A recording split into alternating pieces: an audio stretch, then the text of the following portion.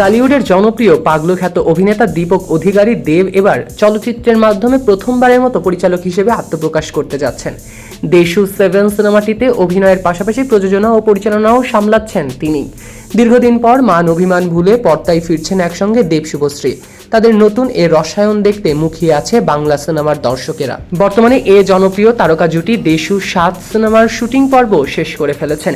সম্প্রতি দৃশ্য ধারণ শেষ হয়েছে লাদাখে।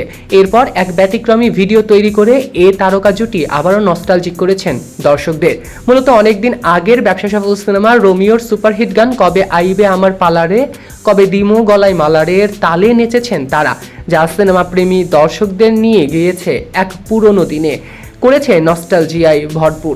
সামাজিক যোগাযোগ মাধ্যমে সেই ভিডিওটি পোস্ট করেছেন অভিনেত্রী শুভশ্রী গাঙ্গুলী। তাতে উল্লেখ করা এক বার্তা। সেই পোস্টে অভিনেত্রী লিখেছেন, কৃতজ্ঞতা, গর্ব এবং কিছুটা আবেগে ভরা হৃদয় নিয়ে আমরা দেশু 7 সিনেমার শুটিং শেষের ঘোষণা দিচ্ছি।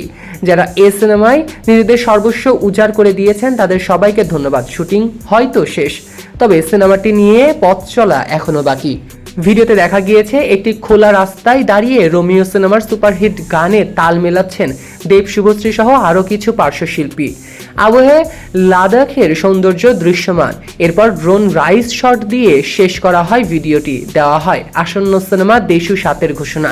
তবে ভিডিওটি দেখার পর বিশেষ করে এই জুটির সেই গান এবং নাচের স্টেপ দেখে কমেন্ট বক্সে দর্শকরা তাদের শৈশব এবং সোনালী স্মৃতির কথা তুলে ধরে আবেগ প্রকাশ করেছে।